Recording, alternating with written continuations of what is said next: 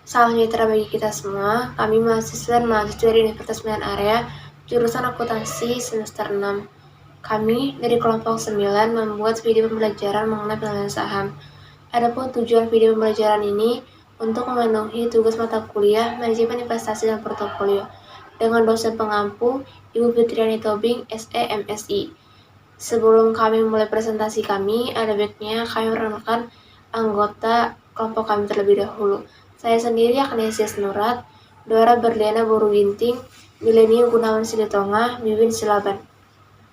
Pengertian saham. Saham dapat didefinisikan tanda penyertaan atau pemilikan seseorang atau badan dalam suatu perusahaan atau perseroan terbatas.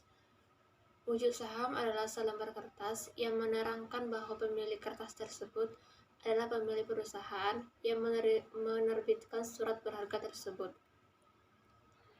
Dari segi kemampuan, saham dibagi menjadi dua, yaitu saham biasa atau common stock, mewakili klaim kepemilikan pada penghasilan dan aktiva yang dimiliki.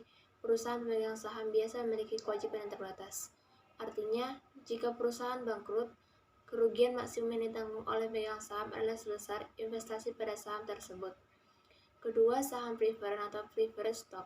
Saham ini mempunyai karakteristik gabungan antara obligasi dan saham biasa karena bisa menghasilkan pendapatan tetap, tetapi bisa juga mendatangkan hasil yang dikehendaki investor.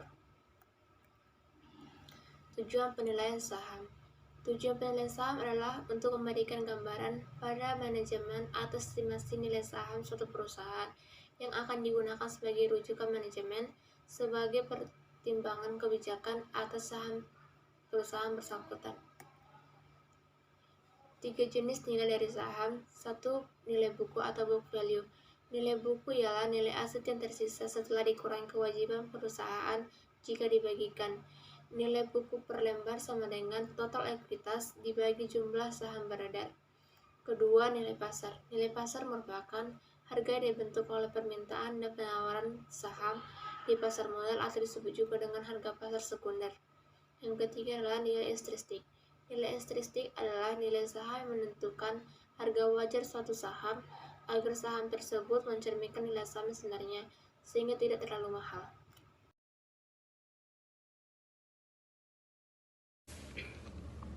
Pendekatan dalam penentuan nilai intrinsik saham. A. Technical analysis. B. Fundamental security analysis atau company analysis. A. Technical analysis. Analis ini merupakan upaya untuk memperkirakan harga saham dengan mengamati perubahan harganya di waktu lalu.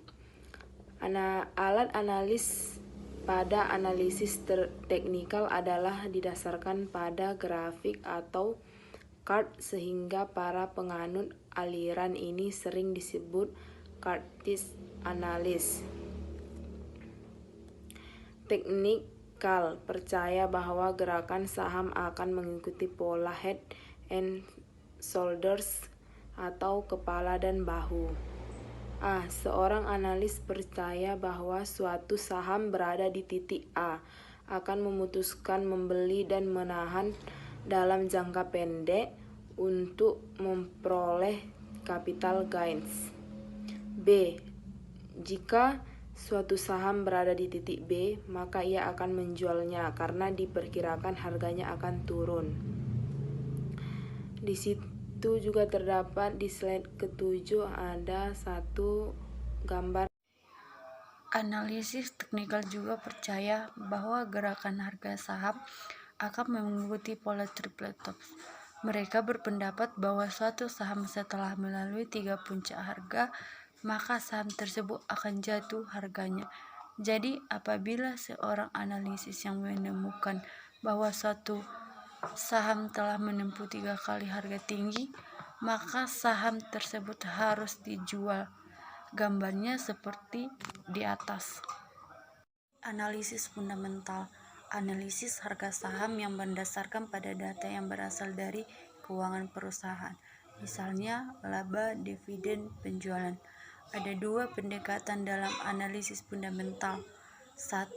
Present value approach atau capitalization of income. Metode 2. Price Earning Ratio Approach. Present Value Approach.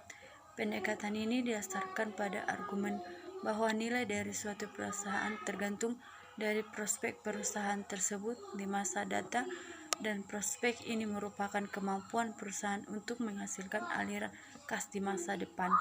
Maka nilai perusahaan dapat ditentukan dengan mendiskonto nilai arus kas di masa depan menjadi nilai sekarang yang terdapat seperti rumus.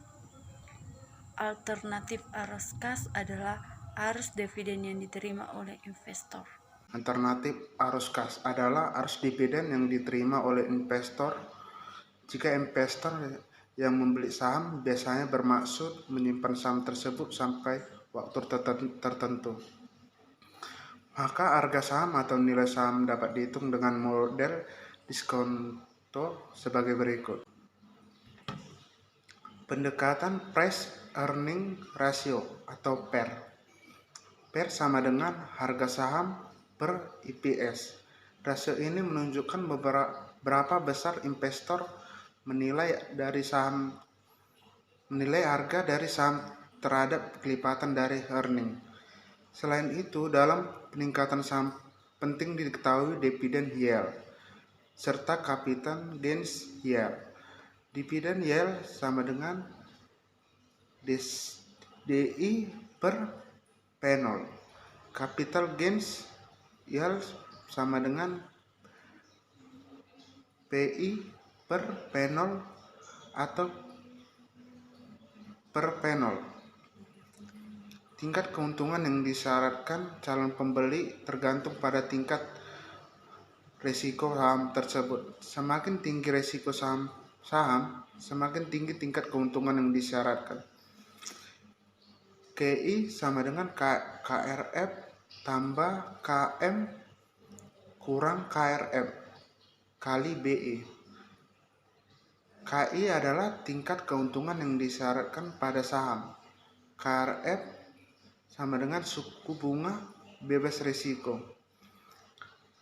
KM adalah tingkat keuntungan portofolio pasar atau indeks pasar. BI sama dengan adalah beta pasar. Penilaian saham lainnya. A. Rasio harga atau per nilai buku.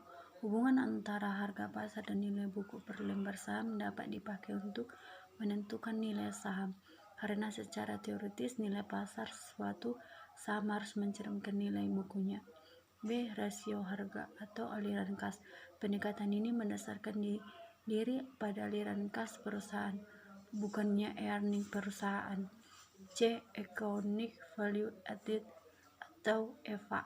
EVA digunakan untuk mengukur keberhasilan manajemen dalam meningkatkan nilai tambah atau value added bagi perusahaan. Sekian hasil presentasi dari kami. Jika ada kesalahan kata, mohon dimaafkan. Terima kasih.